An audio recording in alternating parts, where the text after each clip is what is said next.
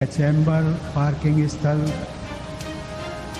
आदि का जो निर्माण कार्य होने वाला है उसका शिलान्यास करके मुझे अत्यंत प्रसन्नता का अनुभव हो रहा है। सचमुच में ये दोनों ही कार्य न्याय प्रदान करने संबंधी व्यवस्था के विकास की दिशा में सराहनीय प्रयास है। हम सब लोग जानते हैं कि विधि, शिक्षण और न्याय प्रणाली में व्यापक सुधारों के लिए भारत की न्यायपालिका तथा केंद्र और राज्य सरकारों द्वारा मिलकर निरंतर प्रयास किए जा रहे हैं।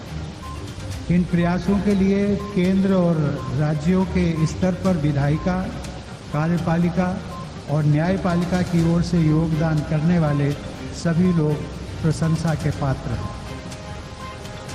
देवियों और सज्जनों, इतिहास की दृष्टि से इलाहाबाद हाई कोर्ट भारत में स्थापित किया गया चौथा हाई कोर्ट है।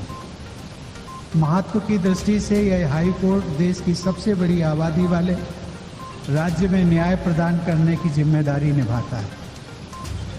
न्यायाधीशों की संख्या की दृष्टि से यह देश का सबसे बड़ा हाई कोर्ट है। परंतु इन सभी तथ्यों से एक बात और भी महत्वपूर्ण है कि इलाहाबाद हाई कोर्ट की वह परंपरा जिसमें महामना मदन मोहन मालवीय, मोतीलाल नेहरू, सर तेज बहादुर सप्रू, राजर्षि पुरुषोत्तम दास टंडन और कैलाश नाथ काटजू जैसे प्रखर व राष्ट्र प्रेमी अधिवक्ताओं ने इसी परिसर से भारतीय इतिहास के अनेक गौरवशाली अध्याय लिखे। इस हाई कोर्ट के बार और बेंच के प्रबुद्ध सदस्यों ने समाज और देश को वैचारिक नेतृत्व भी प्रदान किया। इसी उच्च न्यायालय में सन 1921 में भारत की पहली महिला वकील सुश्री कोर्नेलिया सोराब जी को इनरोल करने का ऐतिहासिक निर्णय लिया गया था। वह महिला सशक्तिकरण की दिशा में इलाहाबाद उच्च न्यायालय का भविष्योन्मुखी निर्णय था।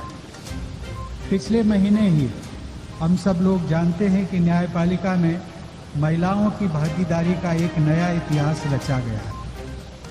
मैंने उच्चतम न्यायालय में 3 महिला न्यायाधीशों सहित 9 न्यायाधीशों की नियुक्ति को स्वीकृति प्रदान की। आज उच्चतम न्यायालय में नियुक्त कुल 33 न्यायाधीशों में 4 महिला न्यायाधीशों की उपस्थिति न्यायपालिका के इतिहास में आज तक की सर्वाधिक संख्या है। इन नियुक्तियों में भविष्य में एक महिला चीफ जस्टिस ऑफ इंडिया बनने का मार्ग भी प्रशस्त हुआ है।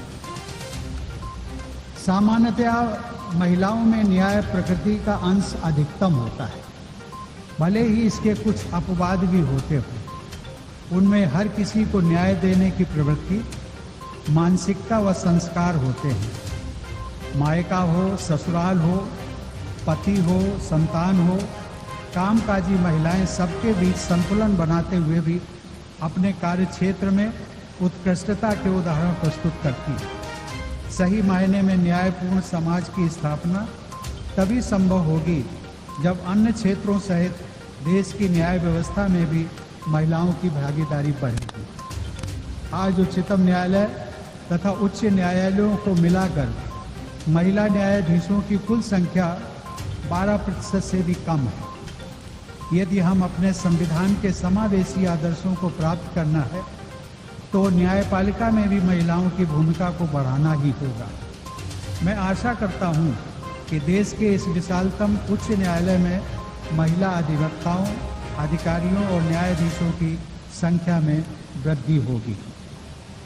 देवियों और सज्जनों, एक अधिवक्ता के रूप में मैंने देखा है कि अधिकांश युवा व सामान्य परिवारों के अधिवक्ता, उनके सहायक तथा वादकारी न्यूनतम सुविधाओं के अभाव के कारण अनेक प्रकार की कठिनाइयों का सामना करते हैं। इस संदर्भ में इलाहाबाद हाई कोर्ट द्वारा आज जिन सुविधाओं के लिए निर्माण कार्यों का शुभारंभ किया गया है वे यहाँ के अधिवक्ताओं तथा उनके सहायकों के साथ साथ सभी वादकारियों के लिए अत्यंत सहायक सिद्ध होंगी।